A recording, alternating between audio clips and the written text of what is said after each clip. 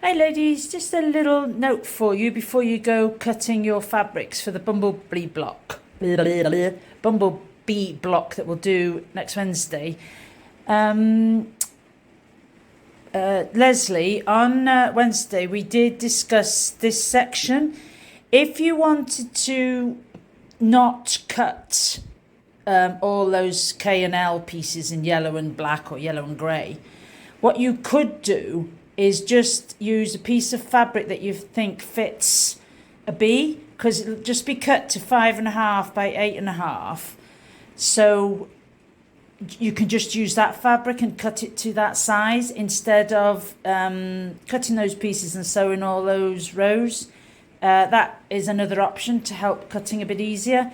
That's done like that because, of course, this is a scrappy book. You're meant to use all your little bits of scraps, which is what I've done, but that is an option if you'd rather do that.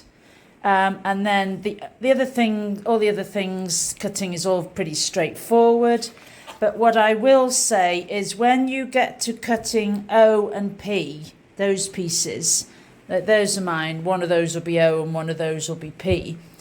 Don't cut them to length. You can cut them to width if you want, the 2.5 inches, but don't cut them to length just yet, because that might need to be adjusted to what your B size actually ends up being with your seam allowances.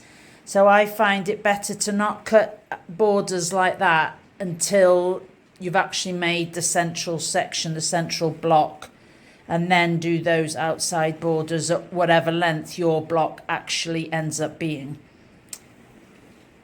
Okay.